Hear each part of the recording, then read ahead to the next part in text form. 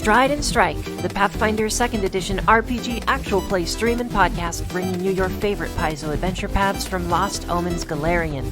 Join Galarian's greatest as they adventure through a magical fantasy world of the past here on Greatest Guardians Gaming Network.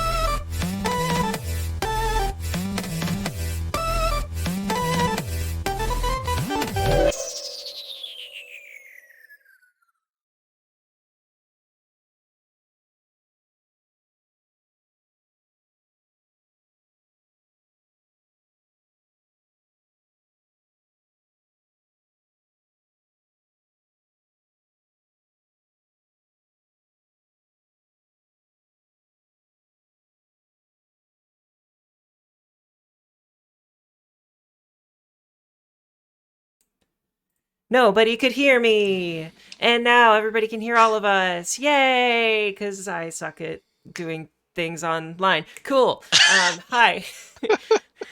Live streaming is a skill. It's a skill. Hey, everybody. So it's good to see you all. Thank you for tuning in. Thank you for being here. Super excited to start a new show on the network tonight.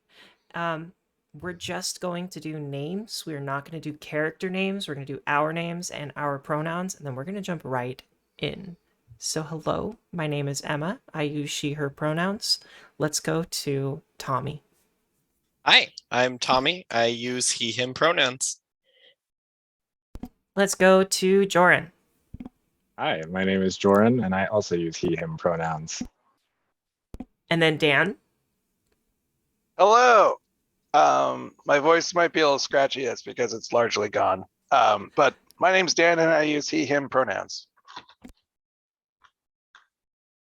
She's gone. And we have Drew. Sorry. Likewise, I'm also not here at my best. I just got COVID today, but I'm Drew, and I use he, him pronouns. I'm really glad you still wanted to be here.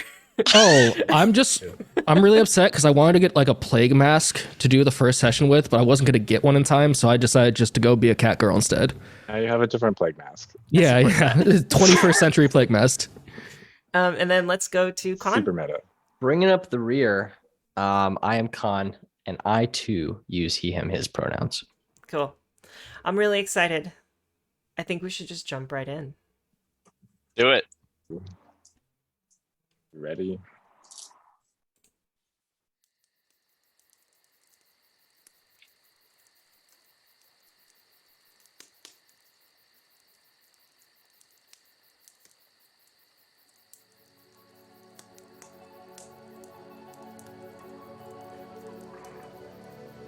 I remember the years of struggle.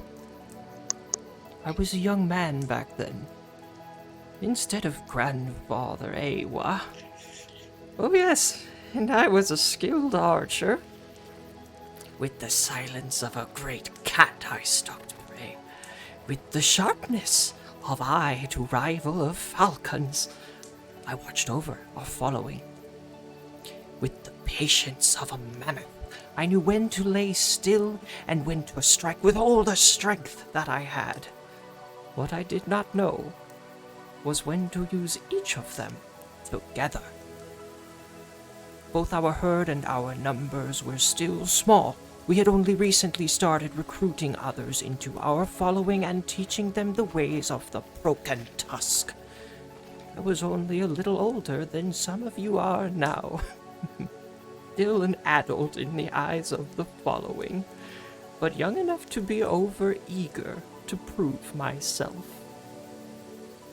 My day's task was to scout ahead. I was to learn which creatures had awakened from slumber, which patches of grass had revealed from the snow beneath, and to ensure the herd's next resting spot would be free of predators and other dangers. I took no partner with me save for Isul, my beloved friend, my air rider, such a magnificent falcon. He too was eager to explore the way ahead, and so I encouraged him to go. It was exhilarating exploring by myself, knowing Isul was not too far away. Stepping carefully along the sprouting grasses and dotted pools of melted snow, I came upon a spot that led to a shallow riverbed. I was stirred by its beauty and felt a swell of pride. This would be a fantastic resting spot for the herd. In my excitement, I did not pay close enough attention, for by the time I had approached, too late did I see the giant creature already exploring the edge of the water. I froze in place, watching and waiting, hoping the massive bear would be more interested in the fishing than in me. It seemed oblivious to my presence. Well, I should have let it be and report back to the others, but a thought crossed my mind. How fantastic would it be not just to return to the following with news of this beautiful resting site, but to crown that achievement with another. I see some of you already shaking your heads at the thought, and you are right to do so. Only, I was convinced I was not alone. I could call for Isul, and together we could handle anything. And the longer I thought about it, the more I persuaded myself it was the best choice. Food was in short supply, after all, and the great creature could provide much. I crouched low in the muddy bank and readied my bow. But when I looked up, I was not ready to see the great beast charging at me.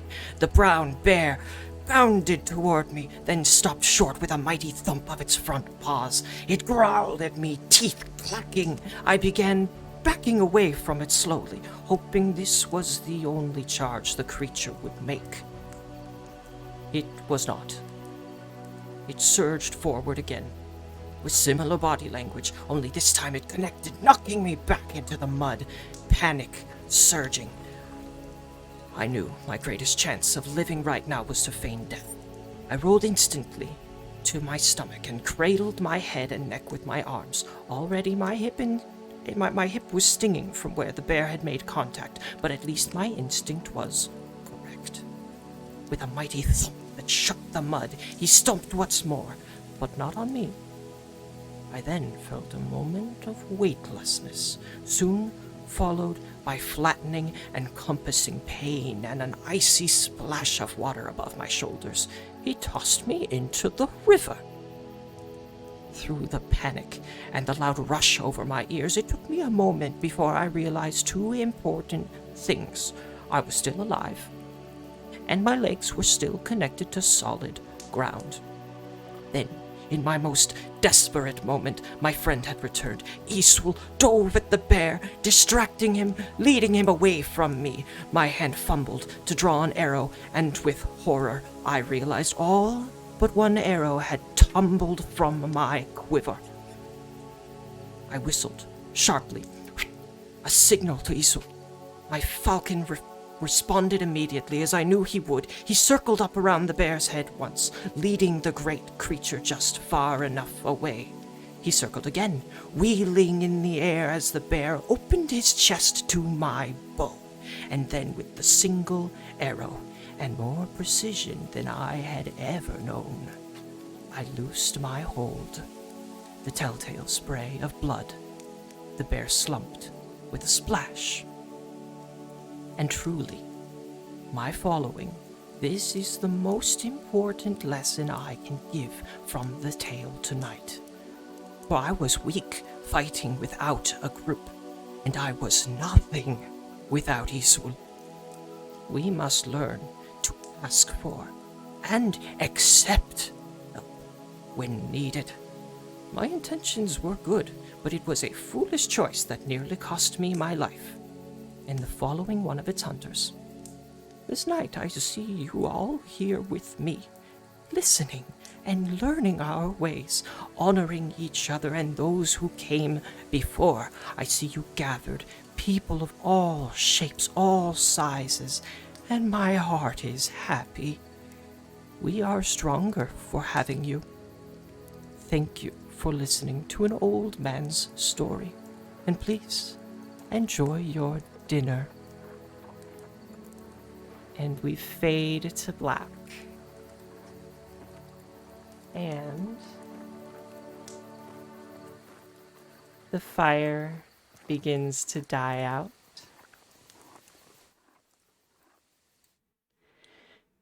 And we enter a different scene.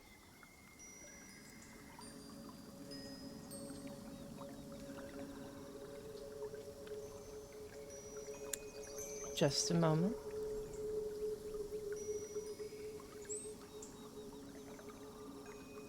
Grandfather Eiwa's request was clear. Hunt down and bring back a meal worthy of the upcoming night of the green moon. With the expert aid of head scout Wipa, tracking down a suitable beast was easy. With the quarry in sight, now comes the hard part, killing it. Though head scout Wipa accompanies you to provide guidance, you will be leading this hunt. Wipa is within a week of childbirth. And as she has communicated to you throughout the day leading up to this moment, this hunt is an excellent opportunity to test some of her more promising pupils. The impulsive Pakano accompanies you as well, great-grandnephew of Grandfather Eiwa, current leader of House Falcon and of Broken Tusk itself. In the forest copse beyond some thick foliage, dim morning light outlines a lone bull moose, nearly as big as a baby mammoth. The moose casts a wide shadow on the ridge to the north. The sound of trickling water from a stream to the west intermingles with that of the moose, idly munching on the tender grass sprouting from the recently thawed tundra. Your hunting party lurks behind thick foliage. The moose is in your sights and cornered, and it doesn't seem to have sensed your presence.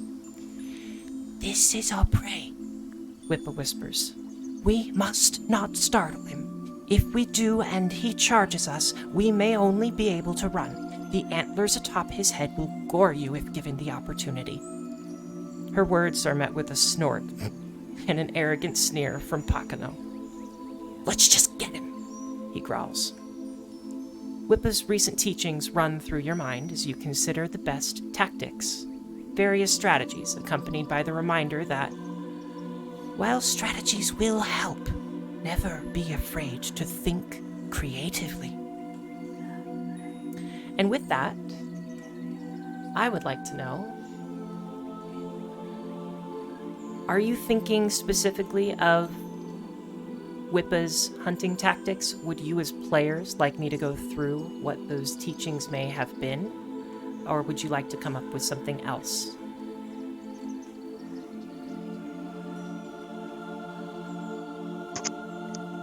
Like, how trained have we been so far? You have been trained over the past couple years, but you are to the point where you are promising scouts, but you are not lead scouts. You accompany scout leaders and you assist them, but by no means are you the ones making the decisions. So you are a student, but you are a promising student. Does that answer your question? Yeah. In that case, I would like to know, like, at least like a vague overview of what we've been taught. Okay, thumbs up from people. Sound good? Yeah. I'm interested in knowing detailed information, but I don't know who's taking point here. Okay. So in the past, Wipa has taught you blocking escape routes is successful. Imitating animal noises of the animal that you are hunting is successful. And rustling bushes or making some sort of other minor noise is successful in increasing your chances of a successful hunt. So those are the three main strategies that you've been taught in the past.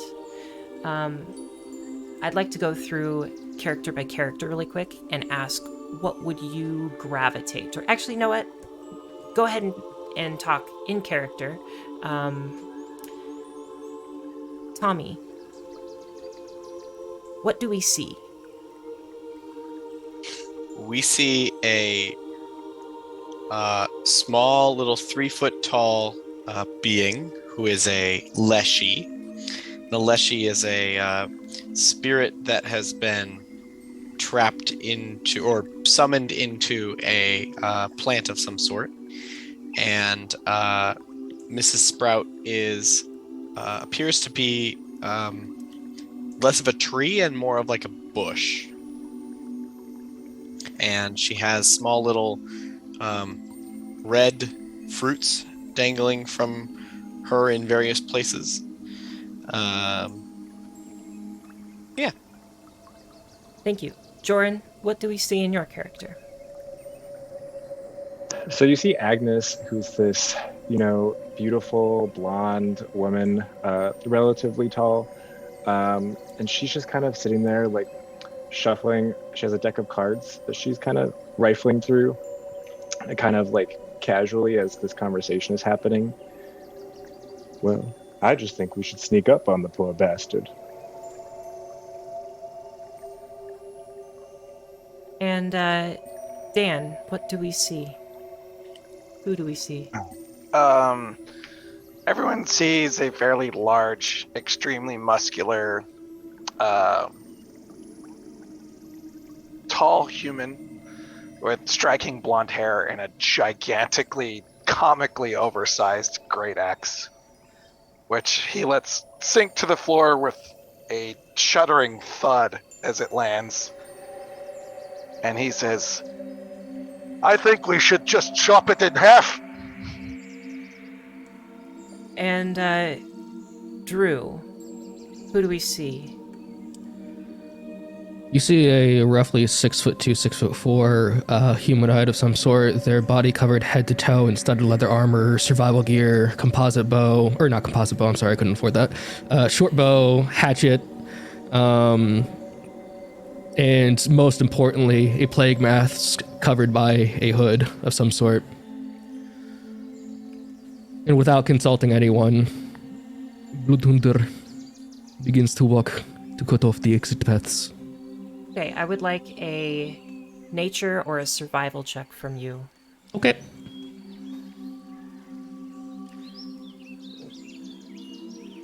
How do I use Foundry? Guessing skills. Where are the skills? They're going to be on Oh, the I found them page with the proficiencies. hand, yeah. Yeah, okay. Nature or survival? Doesn't matter? Either one is great. Okay. Let's go with a survival check. I pressed the button. I don't know if anything happened. Okay. I don't see anything. But while we're figuring that out, you also may have to click on the... Once you click on the skill... Oh, I had to think click you can on click on roll. the name, not the trained button. There you go. Gotcha. And while we're resolving that, Con, who do we see? It's gonna be a great night. For those listening, that was a 6. You all see a gray catfolk in leathers clearly made to represent like nobility or status of some kind. And the thing that you notice most about this catfolk is that the hair growing around his face is very clearly styled in accordance to human urban stylings. Pretty prominent mustache, quite a long beard.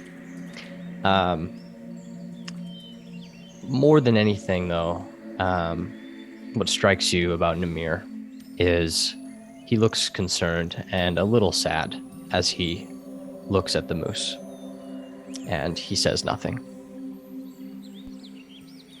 So with your nature check, Wipa's in the back like, oh, no, that way. Go that way. That other exit.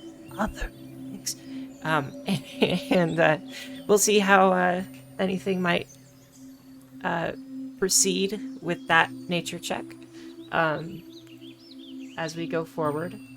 Did anybody want to do anything else with the preparations for this moose? I think Mrs. Sprout would like to sort of walk around the edge of this shrubbery and try to like use her body to add to it, so that it's like we can get closer, or the others can get closer by hiding behind me. I like that. I will allow you to. If you give me a successful stealth check, then you can move up in any direction closer to the moose, wherever there is foliage. As long as you are adjacent to a square with foliage in it. Oh, now you're talking, Miss Sprouty. 17. All right, move yourself wherever. As long as you're adjacent to foliage. I think this is the best place to move. Okay. And Wipa nods. Good thinking.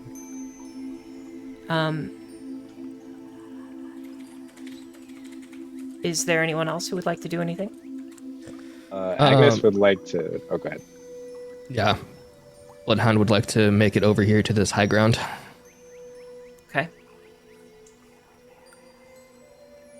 Agnes would like to, like, sneak up into the cover of, Mrs. Sprout. Okay.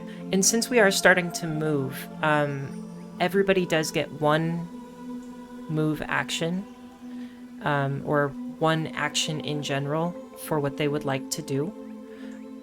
So if you would like to move, Agnes, you can definitely go ahead and get in cover, but that will be your final move before we actually engage with this moose, if we do decide that that's what we're going to do. Okay. I mean, I think that's better than doing a stealth roll now. Okay. Better And- to make a stealth roll in the cover, probably. Do we have to engage? Up to you. Because it's probably smarter if we surround it and make sure it can't run anywhere.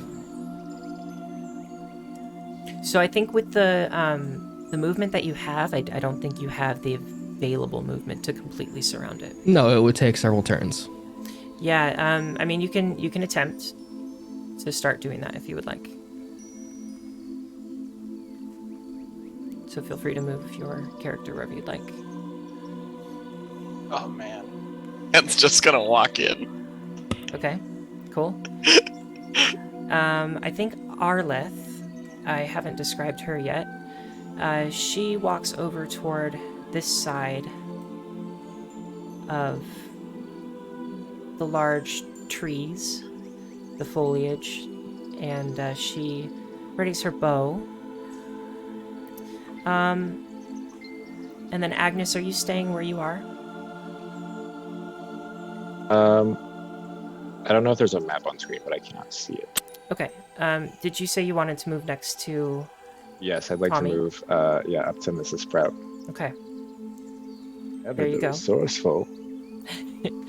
I would like a stealth check from everyone, please. And... Do you want another one from me? I think we're going to use your initial stealth check. Cool. So it's Dex plus what bonus? Your trained bonus, if you have it. I do. So what's the trained bonus? Is it plus 3 or 2? Should be Plus 3. 3 because it's 2 plus your class, or your Alright. level. So so it's 3 plus my level? It's 2 plus your level if you're trained. Okay, 2 plus my level. So 3 total. Cool. Yes. Hell yeah. 22. Nice. It just says on my screen, Khan privately rolled some dice. Might be seeing quite a bit of that. Mrs. Sprout, what was your stealth roll? 17? Yes. Okay. I'm gonna reload the game because I think I just must be frozen because Okay. I'm not rolling anything. Mimir, did you roll that privately? I did. Okay, I see it.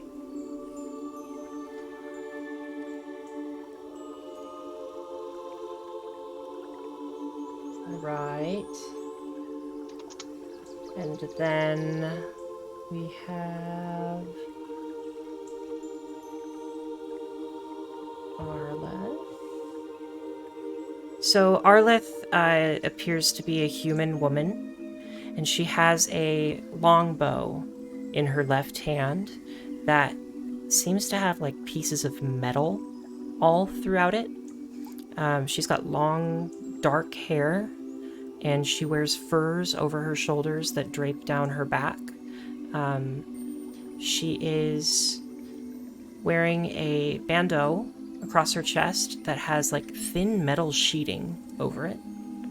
And she also has a gear that is embedded into her neck that is turning.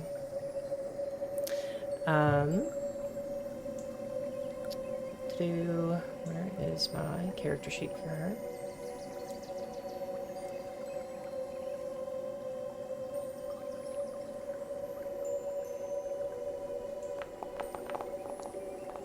Nice. Cool.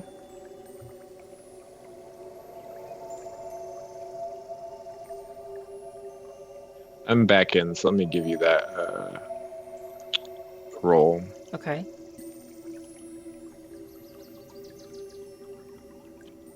And Bloodhound. What was yours? That would be a 19. 19. Good rolls for a first session. Oh, that's a cool die. What is that die? That's neat. I love Foundry.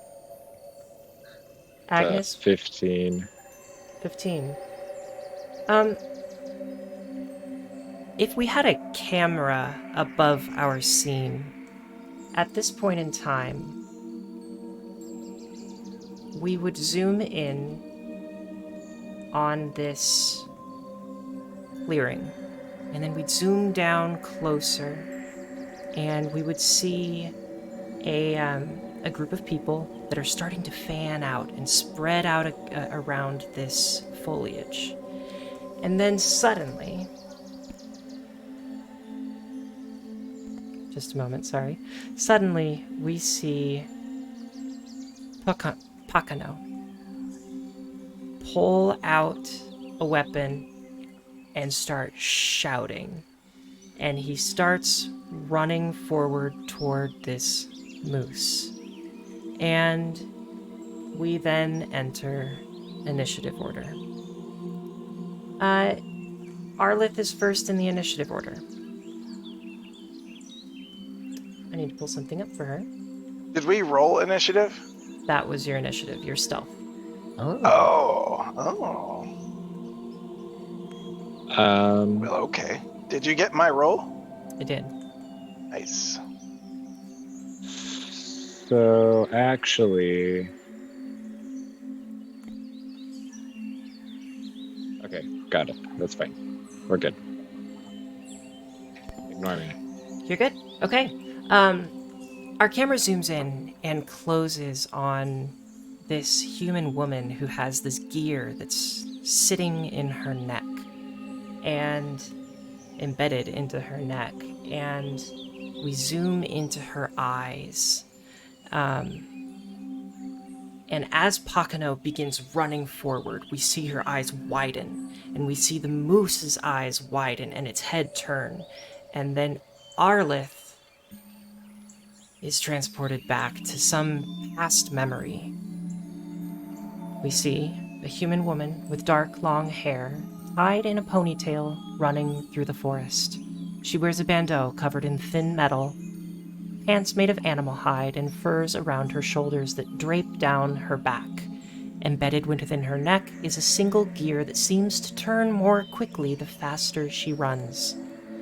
In her left hand is a longbow pieced together with different metals, various gears, and a bowstring made of a synthetic sinew that glints in the light. A quiver of arrows is slung across her back. Suddenly she stops, peering past the trees into a clearing with a large woolly rhinoceros. She knocks an arrow and flips a switch on her bow.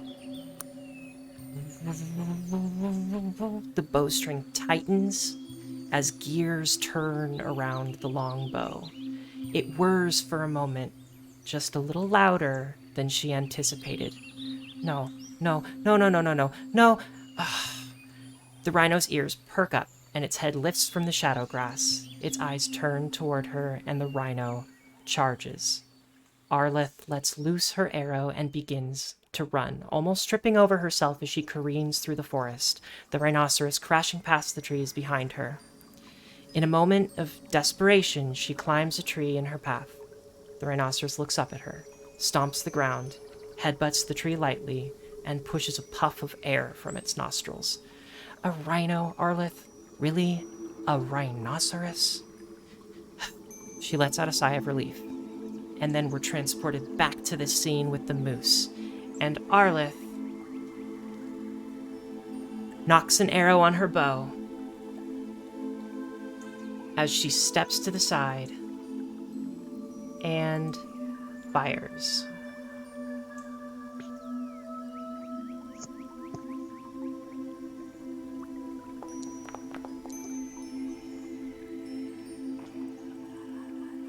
Uh, 15 to hit. Cool. And let me switch the music up here.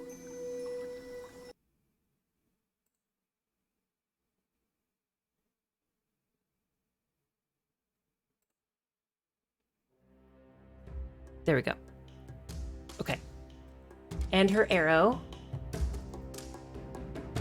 misses the moose. Next up, we go to Tuskar.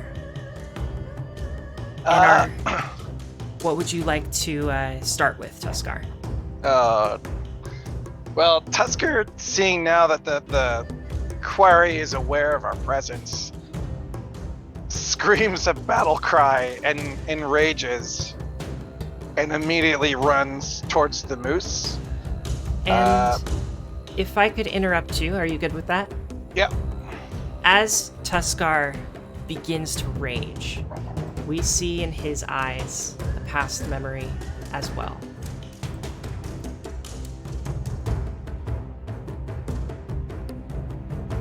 A large man stands at the edge of the brush. A large clearing of tall grass ahead. A dire wolf stares back from the other side of the clearing, growling. And Tuskar readies a towering great axe with two hands, holding the weapon in front of him, eyes trained on the growling black wolf. The wolf charges, fur bristling in the evening breeze. Tusker waits. And Dan, if you'll take a look at that journal entry.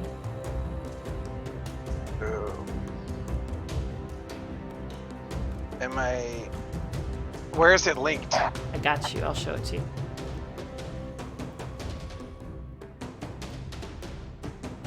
So Tusker waits and begins to count.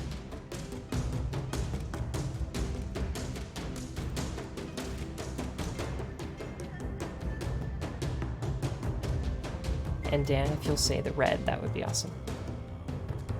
I'm not seeing what you're referring to. Okay. There it goes. Okay, cool. 1, 2, 3! Tusker swings. The blade catches the edge of the beast's neck, but it dodges to the left before the steel can sink in.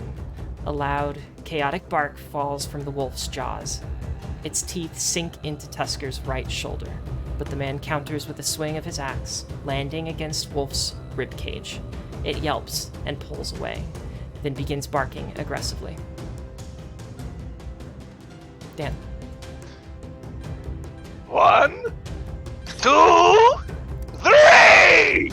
Tusker charges the beast, but steps on a camouflaged rock beneath the tall grass. His foot slips, and while stumbling forward, the great axe also slips from his grasp, falling beneath the tall grass. The wolf's teeth sink into the same shoulder from before. Tusker begins grunting at the beast and punching its neck, every fist landing hard against the skin beneath the bristling fur.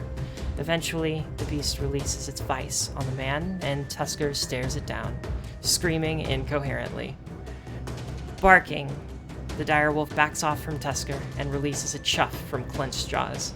It barks once, then sprints into the forest, its trail of blood soon masked by the evening's setting sun. And I would like to ask you to finish your action at this point in time. Yeah. Tusker enrages, moves up to the axe, and attempts to strike it. It's what? How do you calculate your basic attack bonus? That's going to be you are trained in your weapon, so it's going to be your training. It's going to be 2 plus your level, I believe, plus your Strength. I think that's going to be your attack your attack, yeah. 3. All right, so I'm at a +7. Nice. That sounds right, yeah. Here we go. All right, so wow. Oh no! Starting off strong. Okay, and we're gonna try this one more again. Okay. And taking into account the penalty. However, using a great axe, I have I reduced the penalty by 1, so it's only a -4. Yeah. So here we go. Oof, that was almost in that one. 22. Oh, let's go. That's a hit for sure. Oh, nice. Okay, so you're gonna take its strength plus all of my other bonuses, correct? I believe so. Yep. So it's gonna be damage plus strength. Okay, so that is gonna be, here we go. Oh, alright. 12 plus, you take this many damages. 13 damages. Woo. All right. And this moose just. It's my best moose. Like, cries out in pain. Where are you striking it? Are you hitting it against what part of its body? I'm hitting it in the shoulder with my giant, oversized axe. Cool. All right. Is that your full turn? That is it. That is all 3 of my actions. Nice. Next up, we're at Bloodhound. All right. So bear with me here. I didn't read any of the rules. Yeah, it's been a day. It's okay, neither did I, right? I was planning on prepping a lot, and it just didn't happen. I would like to hunt prey and hunted shot / flurry. If I read this last week correctly, I can do that all in one turn. Okay, I'll trust you. If it doesn't work out, then we can fix it next time. Yeah. So let me pull up the sheet real quickly. So I'm going to hunt prey. Is there any way for me to throw this into the chat? Cool. So you gain a +2 circumstance bonus to perception checks when you seek your prey, and +2 circumstance bonus to survival checks when you track your prey. You also ignore the penalty for making ranged attacks within your second range increment against the prey you're hunting. Nice. You can only have one designated creature at a time. What does it look like as you zero in on this prey? Bloodhound has knocked back one arrow, holding the second arrow in between their pinky and ring finger, and has pulled the bow straight up to their eyes and is sighting the target. And as you pull that bow up to your eyes, our camera zooms in on your eyes, and we are then transported into a past memory. 3 humans. I have a voice line for the first part if you want. Yeah. Right now? For when it comes to the first thing. Yeah. 3 humans walk past the boundary of a campsite from the trees. One of them wearing a mask, chest rising and falling from exhaustion. The human with the mask steps into a circle of tents made from animal hide as their eyes scan for someone. The others disperse into the campsite. Sister Cinder guides us all. My parents. To take our responsibilities for all is to take the power of the gods. I am no god, and I am not nothing. I am Blood Hunter. An old man approaches. Child, you were supposed to return with the butchered ape. How else are we to stop it from terrorizing the following? Uncle, we tried. This is all we could do. And the man holds up a large canine tooth, fits in the palm of his hand, and more. We will try again tomorrow. The old man's face pales as his stare droops to the ground. A roar sounds from the nearby tree line. A man from the campsite shouts, "The ape! The beast has followed them home!" Standing 8 feet tall, a gorilla with one large canine protruding from one side of its upper lip and curving past its mandible, crashes into the campsite, rushing directly to Bloodhound and the old man. The gorilla roars and lifts his fists, dropping them directly into the chest of the old uncle. He coughs a spattering of blood and falls.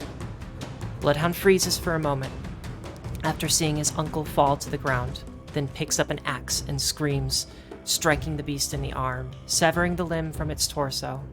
The creature wails, stumbles back, looks at Bloodhound, then retreats into the forest. Bloodhound lowers to his uncle, cradling the old man in his arms. "Thank you, child. Well, I did not think it will harm us. I do not think it will harm us any longer." He winces as he breathes in. "You do have some broken tusk within. I knew it." And the old man's head goes limp. And what would you like to do with the rest of your action? I would like to take my hunted shot. Do it. All right. So, remind me what map is, because I see these on the thing and I don't know what they are. They look scary. Map, that is your second and your third attack. So your first attack is going to be strike plus whatever And the then, bonus is. so then I had to hit with the map, but instead of the -5, I think I get a -3 instead. Yep, that makes sense as a ranger. Target is your hunted prey. There we go. Yeah. So here's the first roll. Oof. Whoa. What's that And- total? 24. Okay. And then here's the second roll.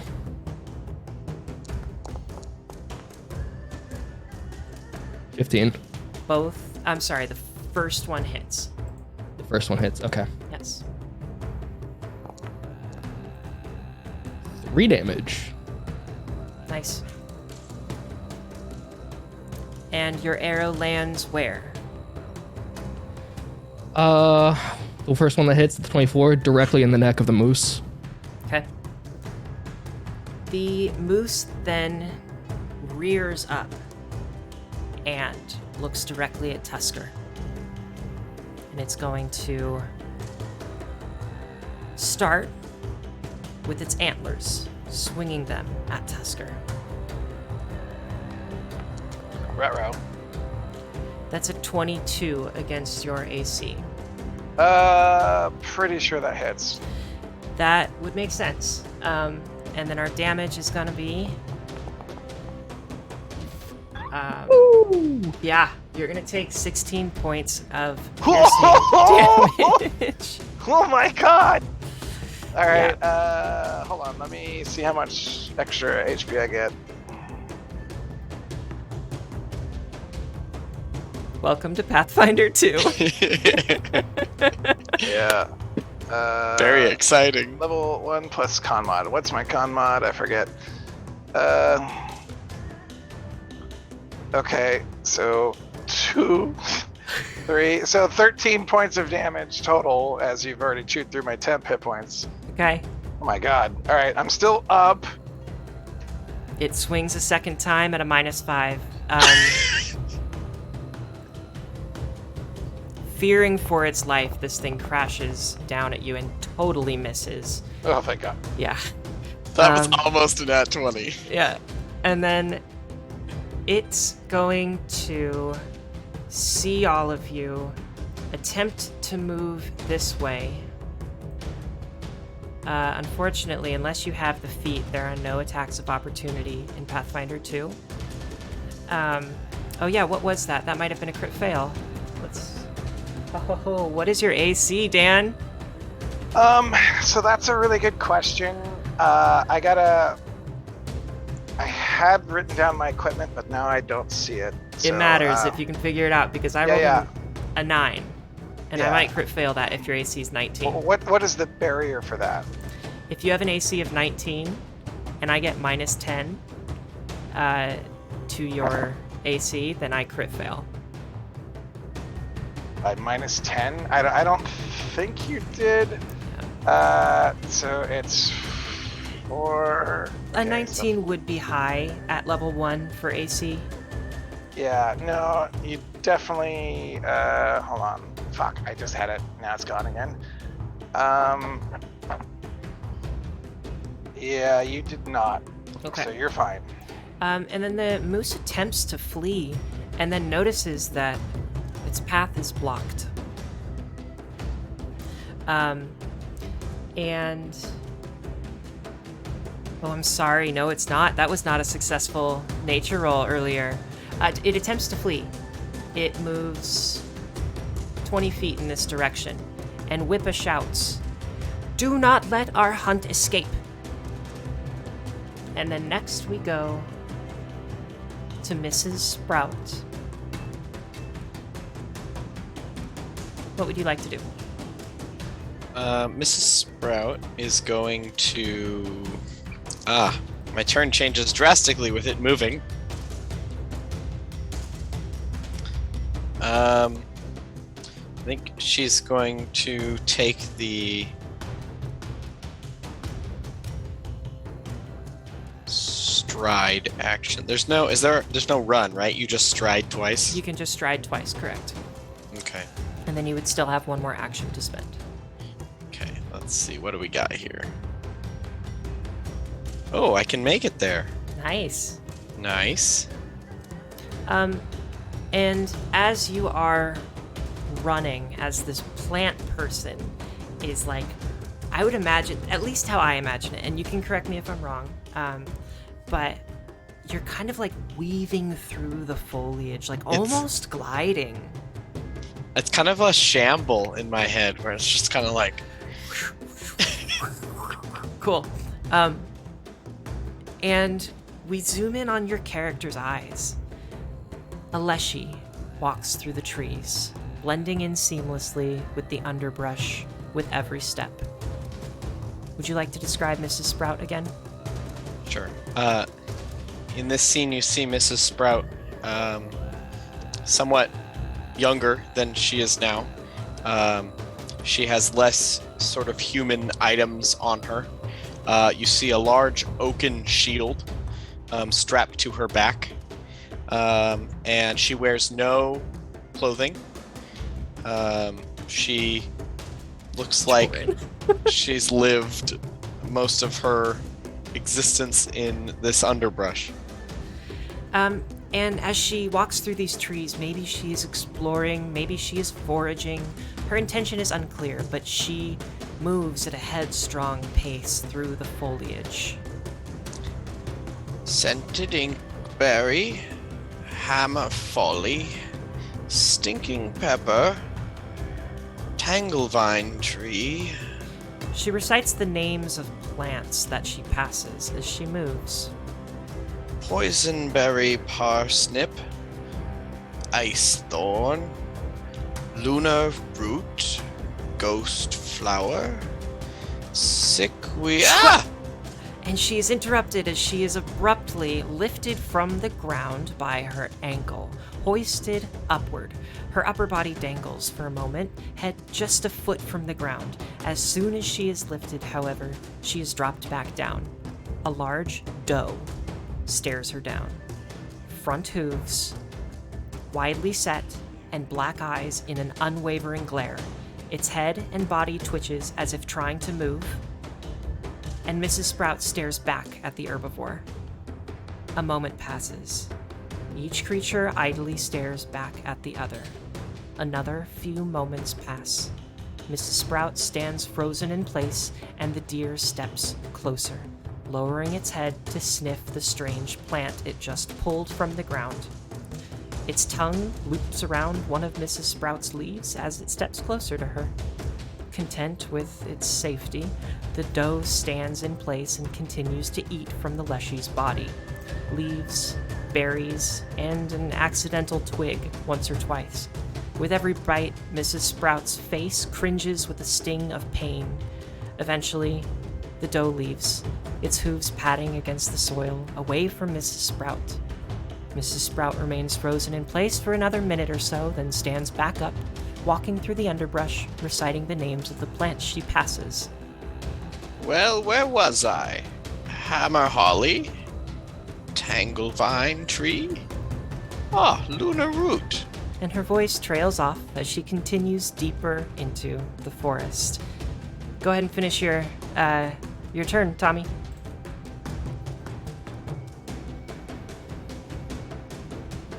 Ooh. You're muted, by the way. Oh no. Oh no! She is going to enter mountain stance. I'm so ready for Mrs. Sprout's voice. And that will be her third action. Nice. Agnes, I believe it is your turn. Hey, Sprouty, way to leave me out in the open. And I'm gonna. So Agnes is kind of like, what the fuck? And she's gonna charge after Mrs. Sprout in the same kind of direction. Okay. So I guess I technically want to do 2 strides, and then I would like to do a tumble through to the other side of the moose. Interesting. I like it. Give me an so- acrobatics check, please. Yes, I will give you that.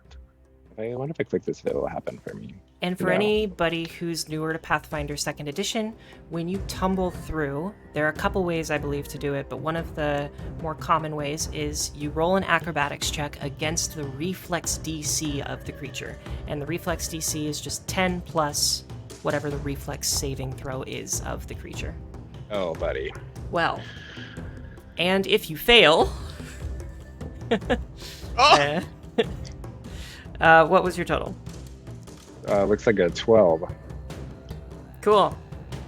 Let me see. Gotta get the rules myself. If anybody in the chat knows what happens if you fail. Let's see. Stride up to your speed. During this movement, you can try to move through the space of one enemy. Attempt an acrobatics check against the reflex DC, blah, blah, blah. You can tumble through using whatever movement you have. Success. You move through the enemy space. Failure. Your movement ends, and you trigger reactions as if you had moved out of the square you started in. Okay. Does this have any sort of reaction? Nope. That's the end of your turn, I believe, and you... So I just don't make it to the other side? I believe you're right there. So you can move up to the moose, but you don't make it to the other side of the moose. Got it. Okay, well that's all 3 of my actions. Okay, very nice. Then we, as you begin to tumble through, we see you preparing for this action, and then our metaphorical camera zooms in on your eyes, and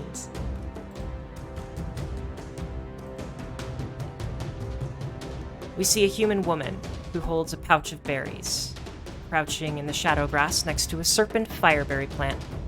She checks the underbrush for snakes with a poking stick, and after a few moments of prodding, she reaches her hand into the bush to pick berries.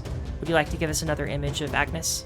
Yeah, so at this point in time, like, Agnes is kind of, like, tattered. Like, her blonde hair has some, like, sticks running through it. She's clearly kind of been through some stuff in the previous days. And so she's kind of, like, looking around to gather some berries, maybe something to eat. Her clothes are kind of torn up. Like, she's in a kind of rough shape.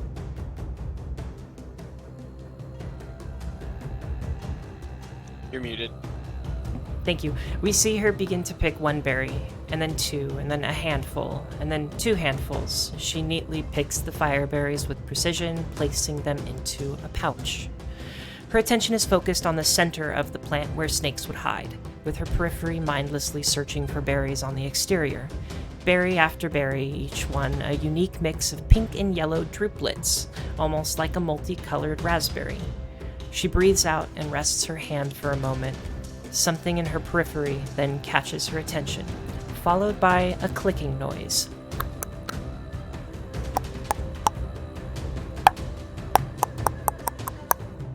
A massive bird, opening and closing its wide beak rapidly, peers at Agnes from no more than 10 feet away. Its head cocks to one side. One foot lifts from the soil. The foot gingerly lowers back to the ground, a couple feet closer to Agnes than before. The bird's head lowers down to peer closer at the crouching woman. It stands at 5 feet tall, maybe even 6. Her mind races. A rock. It's a rock. Gods, it's a rock. Rock. Everything she knows about the predatory bird floods her mind in an instant. Cold sweat drips from her brow. The bird moves closer. Her dagger is within reach, but for some reason she can't reach for it. Agnes slowly turns her head until she peers directly at the wide-set beak and the black, beady eyes that analyze their prey. The head bobs, side to side, staring Agnes into frozen fear. And we begin to zoom away. Our camera repositions behind the rock.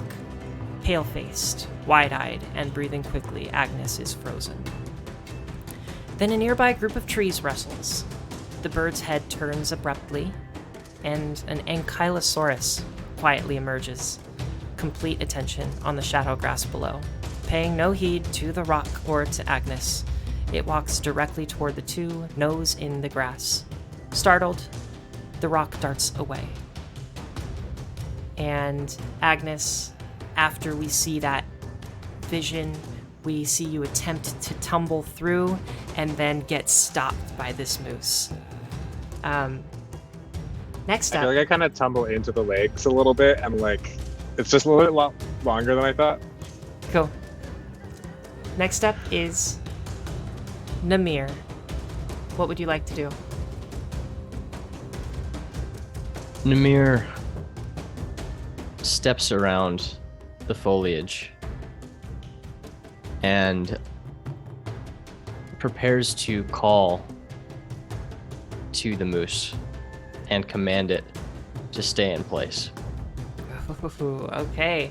And Namir, as you...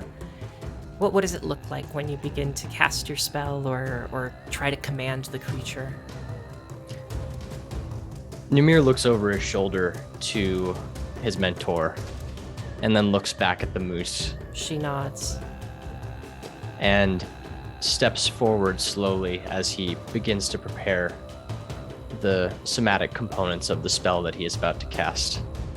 He closes his eyes briefly. And as you close your eyes, we're transported back to a past memory of Namir. The catfolk stands tall at the top of a hillside overlooking the plains and mountains beyond. Would you like to describe Namir again, or would you like me to continue? Namir looks much like we see him as he's hunting the moose, but much more disgruntled. He is not wearing his leathers. He's wearing the clothes of a noble, and they are torn. And his mustache and beard, while he likes to keep them so clean and well styled, at the moment they are very much out of place. It's clear that he is covered in grime and has had a very bad day. And as you look on, you see a small herd of mammoth walking together, lower down along the bottom of the hill upon which you stand. Namir holds a thin charcoal pencil and an open book, jotting notes into the pages as the mammoths pass. 14, 15, 16. 16 in the group. Led at the front by the largest bull. Namir jots down more notes in his book. The lead bull then trumpets in the distance, and the group slowly begins to turn. Plump, plump, plump, plump, plump, plump. The herd now walks up the hill, encumbered steps pulling the weight of their massive bodies upslope.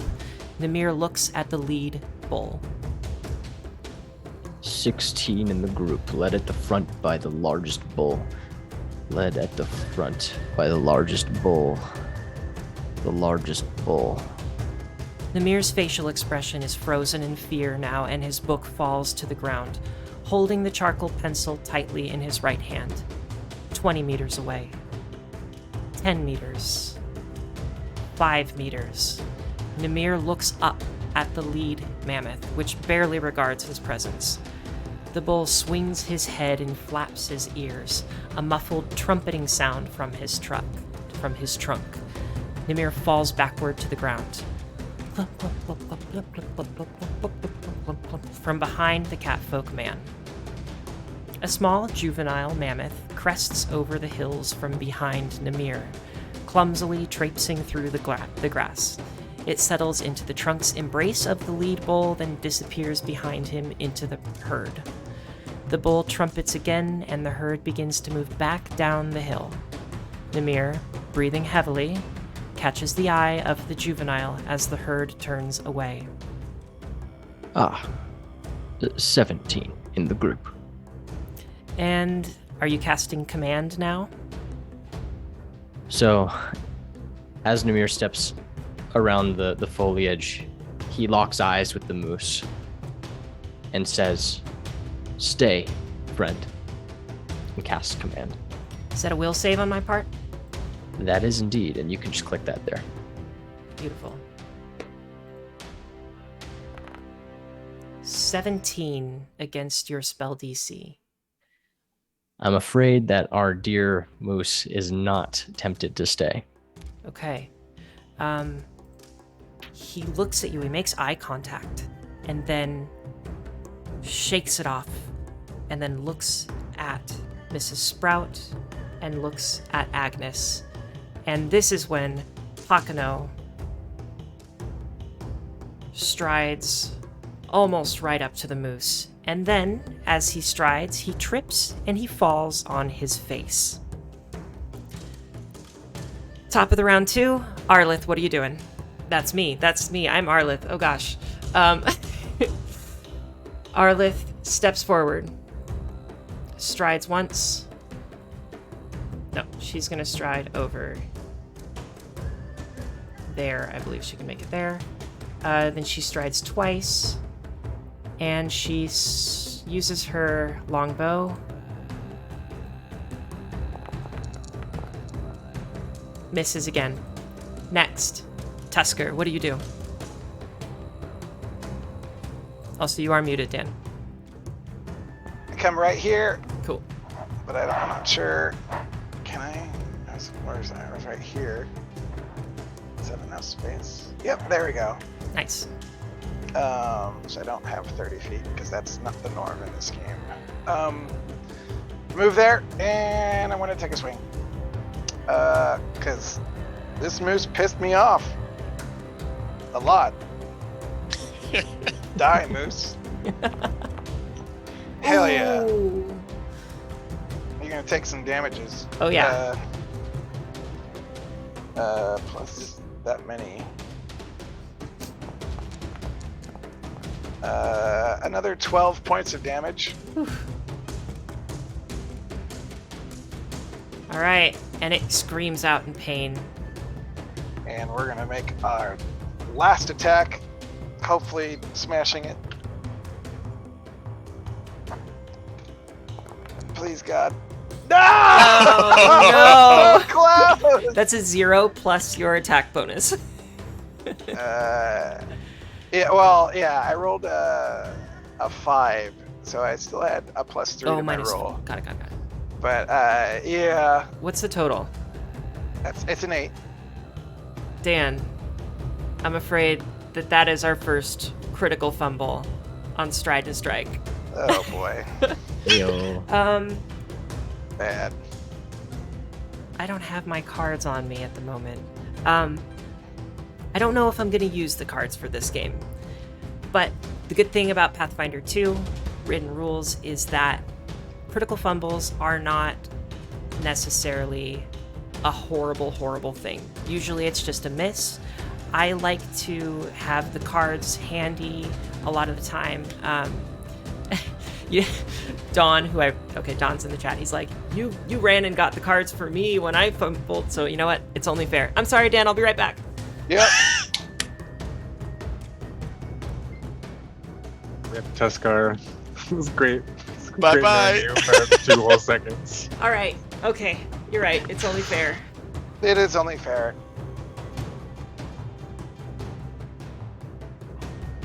That's a little too intense. I don't want you to die in the first session.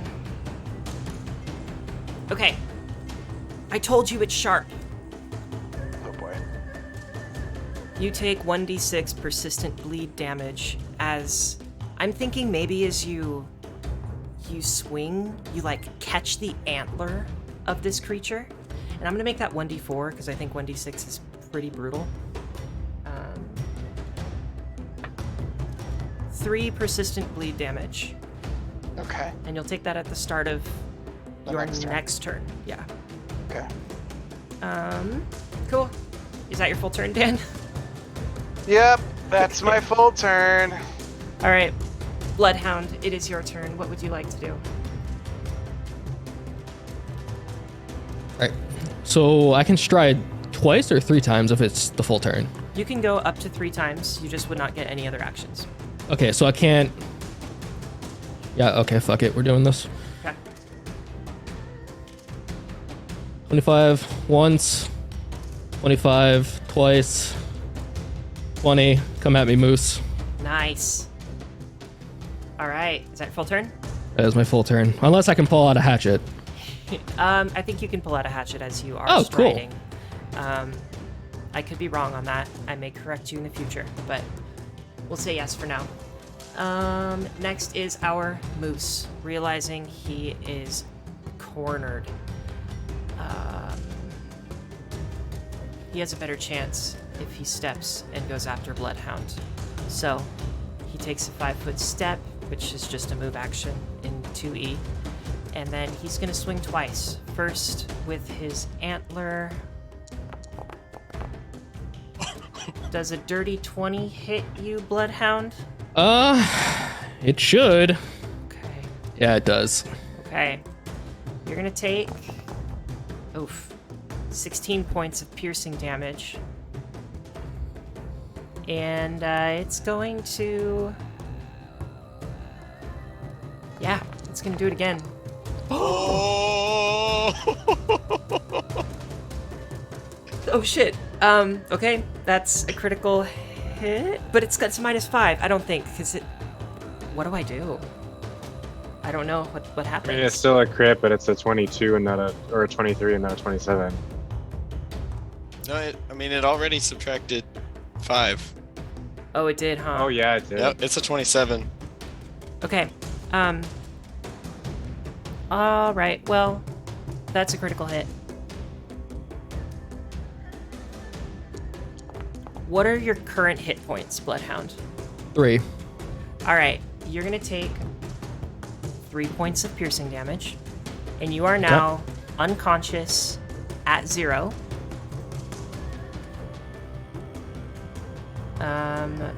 Where is this? Man, just session 1.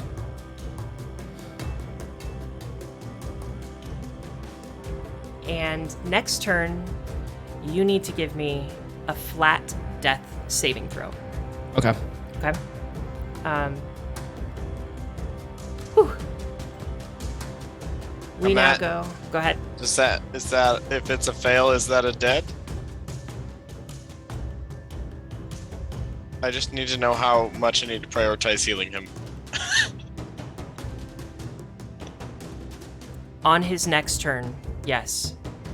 Okay. If he fails that, it's a DC 11 check. If he fails that, it is a death.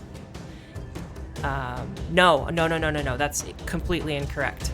If he fails it, he goes to dying 2. And then if he fails that one, he goes to dying 3.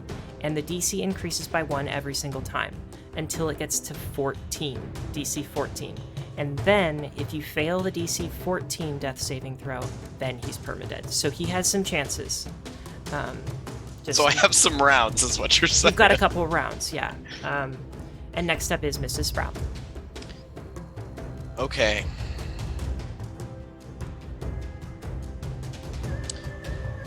Mrs. Sprout is going to start with Flurry of Blows, which allows her to take 2 attacks for 1 action. Okay. So she's gonna do that. We're going to make 2 falling stone strikes.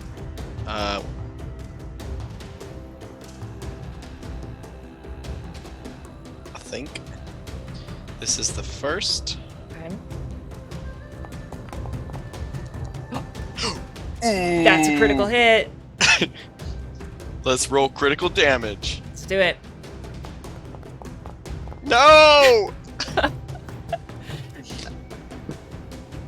Did you hit the critical damage button? I did, so that's 10 damage. All right, 10 damage. And then what would you like to do next? This should be MAP -4, I think. No, it says it's -5. Whatever. Okay. I will agree with it. This is the second attack of that combo, which is an 11, which is gonna miss. That is a miss. It's not a critical failure, though. And then I am going to... let's see.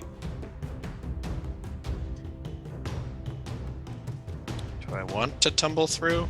I don't really want to, but I don't want it to run away. To walk around it. Yeah. Do we get more?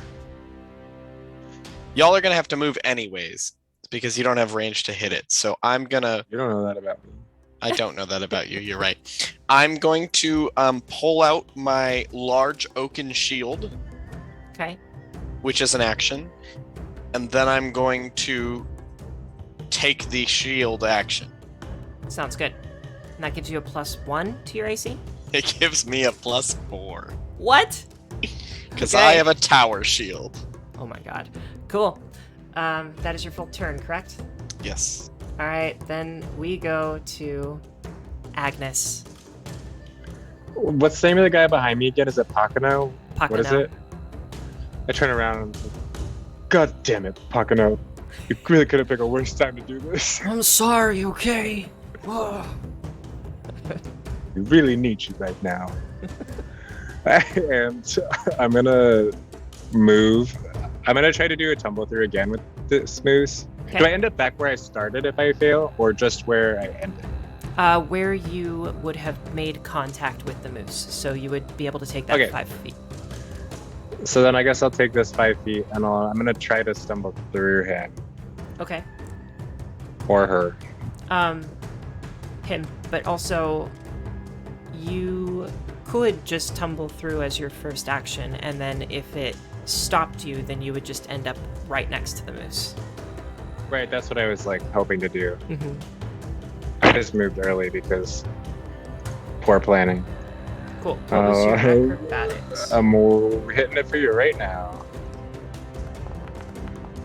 Oh, buddy. Oof. No, I'm afraid that does not work.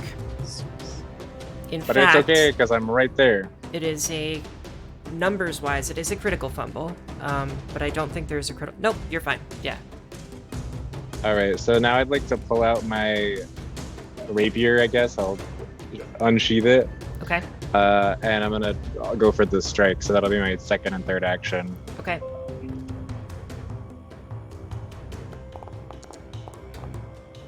Ooh. Nice. Okay, well that's better.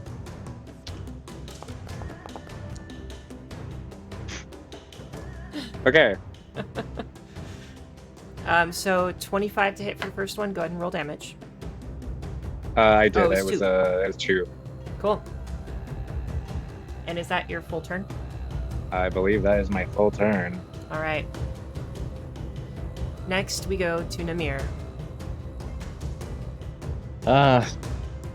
So seeing as we have some folks who are down, or some folks who are not having a good time, I'm going to go ahead, or Namir is going to go ahead and take a few steps in this direction after measuring how far away he can stay from the moose. Okay. With his eyes, of course. He takes out a tape measure. Prehistoric tape measure. Very useful tool. And focusing on Bloodhound, he will cast Heal using 2 actions. Nice. Is that 2d8? I believe it's just the base healing plus 8. So I'm going to go ahead and... Unfortunately, I have in my time messing around with my character sheet, deleted a spell. I got you. I think I can do this in a very short period of time. Okay. Right.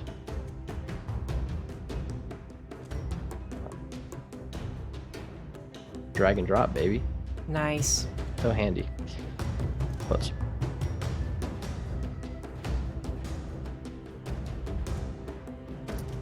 So it is. I do actually, have it up. Yeah, would you go ahead and do that for me? Yeah. So the spell has a range of 30 feet, and it just automatically gives the target 8 hit points.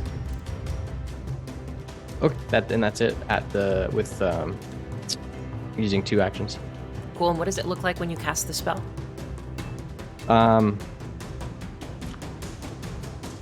As Namir approaches, he kind of sighs and he clenches one of his fists, and you see gold energy kind of pulsing, and Namir opens his hand and the light shoots towards Bloodhound's body.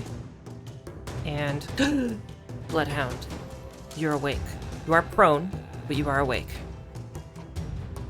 Do I come back with like 1 HP? You have 8. Oh, okay. Yeah.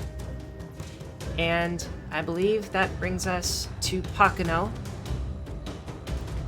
who attempts to run through Tusker's square and kind of pushes past Tusker a little bit. It's like, get out of the way. And then trips over Tusker's foot and falls face first on the ground. And it's now Arlith's turn.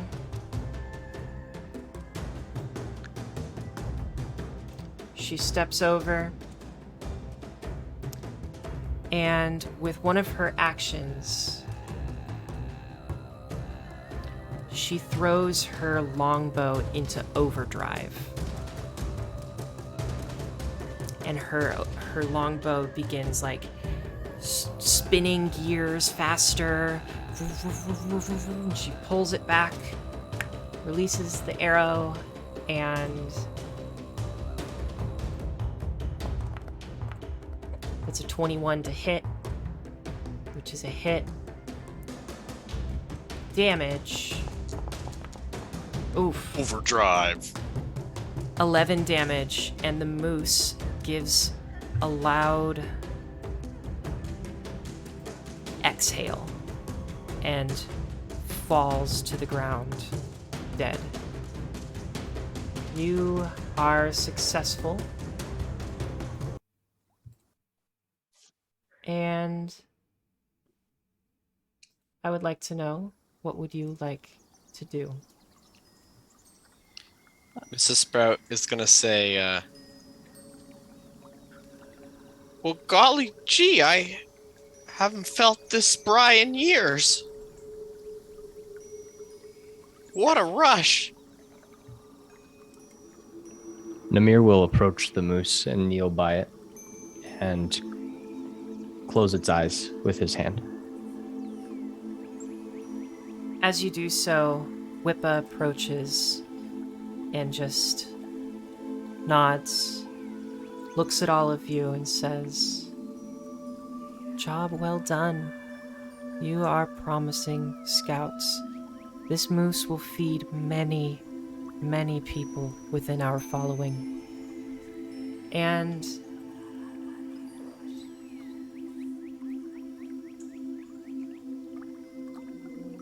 she says, "The hunt is complete, scouts. Those who wish to stay with me for the next several hours will learn to butcher the carcass and use all parts of the animal at our disposal. Everything will be brought back to the following. Anyone may see to their own dealings if they would prefer. The work I asked of you is complete, but I will need others to help me with this task, whether you stay and help or you inform others in the following of our whereabouts so that they can assist me. I will need no more than 6 helpers. If you leave, please send someone else to assist." Pakano, storms off. As a Bye. sorry, just as a housekeeping thing, I just once I fixed the healing thing, I think it's a D8 plus 8. So, Oh, cool. So 16? I wish I will go ahead and roll my D8 here. I'm not sure it's gonna matter, but oh well, I got it. So go ahead and heal an extra 1 whole HP. That was worth talking about for sure. It was good we know yeah. now. Hell yeah. I am curious, is anyone leaving to go back to camp? As she dismissed you if you would like to go back to camp. Yeah, well, Tusker needs to fucking heal. His ass kicked. Mrs. Sprout will walk over to Tusker and she'll go, "Here, dearie, eat one of these." And she'll pull off a berry from herself and hand it to you. Alright, Tusker will eat it. Let's see what you heal. You heal 5 HP. Nice. Hey! With Tusker, that... Oh, go ahead. I was wondering, I haven't had the opportunity to eat one of those yet. How does it taste?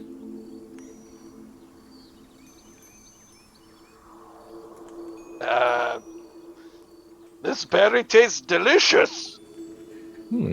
Compliments to the chef. It's all the home cooking, you know. Do you have any more of these berries?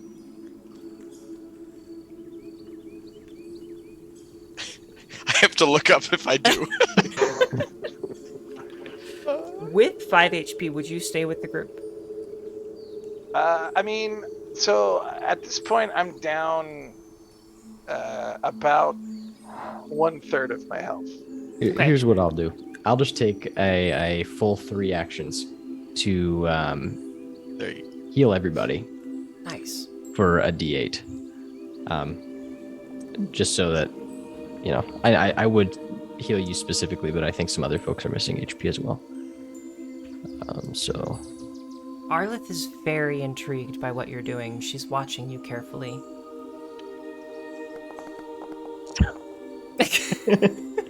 wow.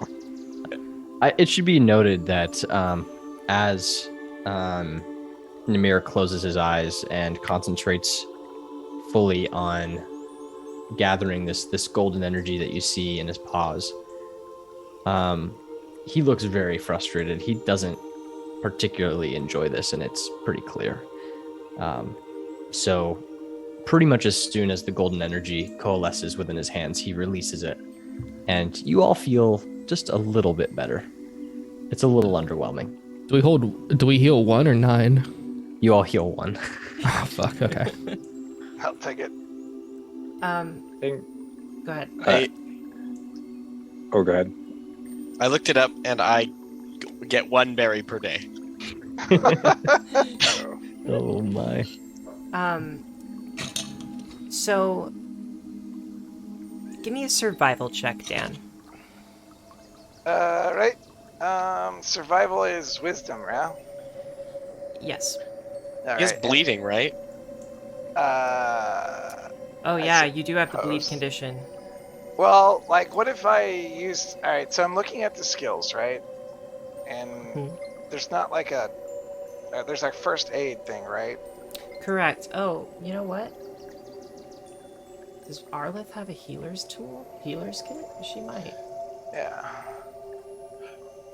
I can use nature instead of medicine to perform heal checks. Does anybody have healer's tools? I may. I'll have to check my bag. Namir gets his backpack off and ruffles through his belongings. I think it makes sense for you to have healer's tools, and I feel like the following would provide you with healer's tools at some point. What a coincidence. I do indeed have them in my backpack as I search the compendium for healer's tools. And 5 gold. Oh. I've got soap if you want to wash out those wounds. One of the cool things about healing in Pathfinder 2 is that you can take a full hour to heal yourself, and you regain 4d8 hit points instead of the 2d8 hit points. So give me a medicine check, whoever is going to attempt that. It's a DC 15. Mrs. Sprout will definitely try. Yeah, you can have my healing tools to do that. I don't know if someone else is also talented, but I have done it. Okay, so Dan, Tusker regains 4d8. Tommy or Dan, will you roll 4d8? I gotcha. Okay. I'm pretty sure this will be enough.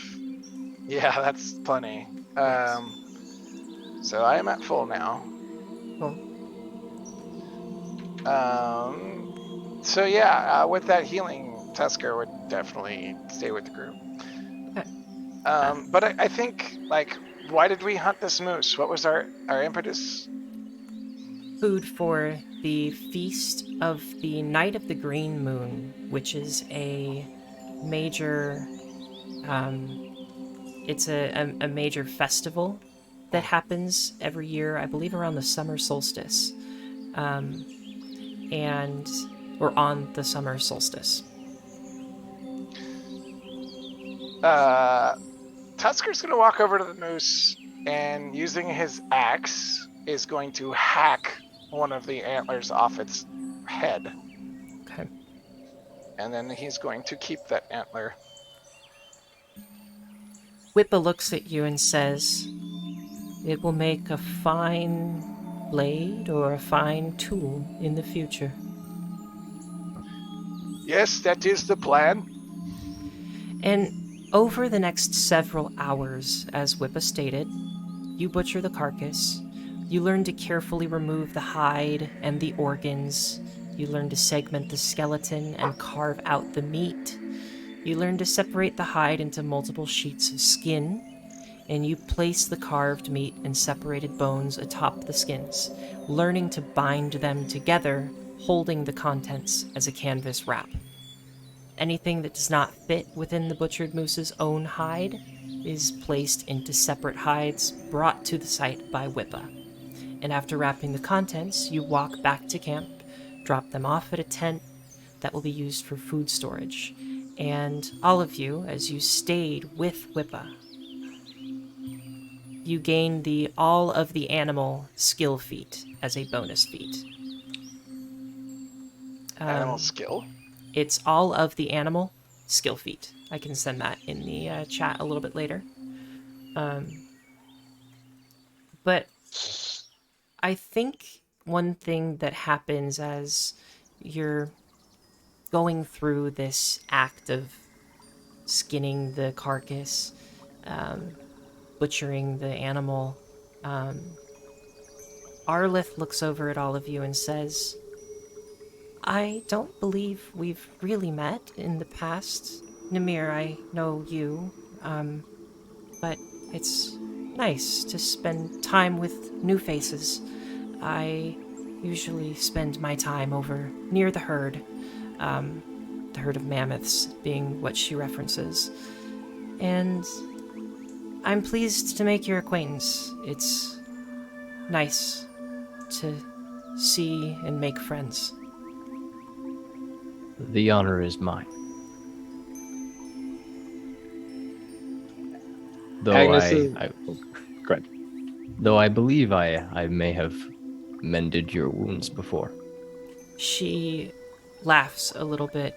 Yes, the herd can be rowdy.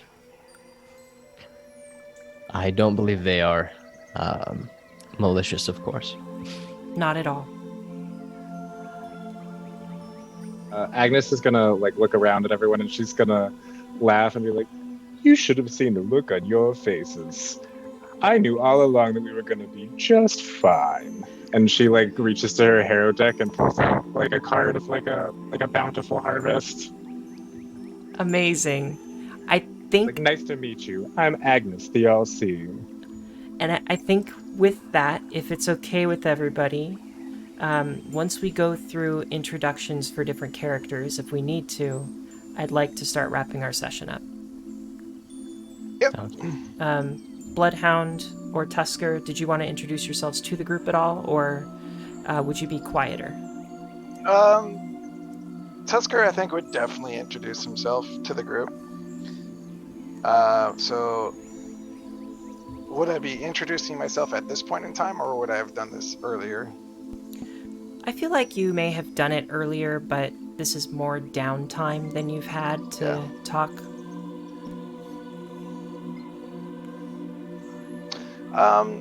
Tusker would like during, I guess, moments prior or during their downtime, Tusker would say, "Hello, everyone. I am Tusker Bjornvark, and I am a mighty hunter, and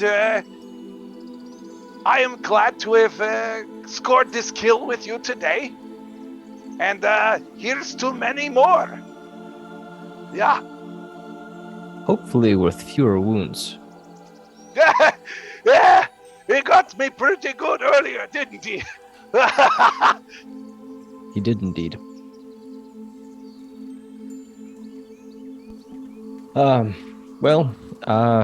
those of you who do not know and have not used my services before, I am Namir of the Moose House. I've spent most of my days training with Nocta, and I'm happy to provide my services to any of you as needed. Hopefully, you will not need them.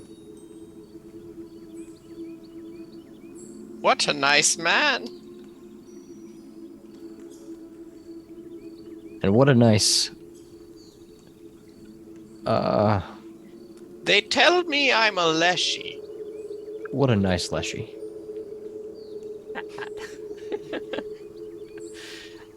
Is Bloodhound staying quiet or introducing themselves?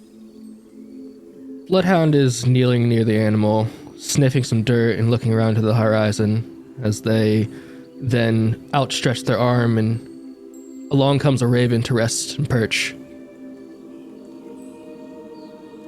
They look back to the group. My name is Bloodhunter, but you may call me Bloodhound. It is nice to meet you. And then they look back at their raven. Go ahead.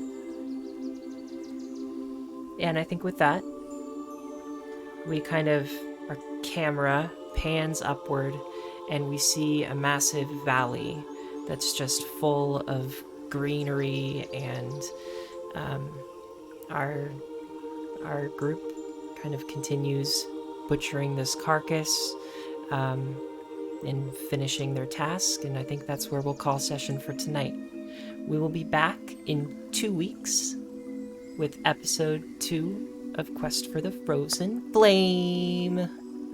Thank you, everybody. Yeah, thank you. Thanks. Emma, this was fun. Thank you.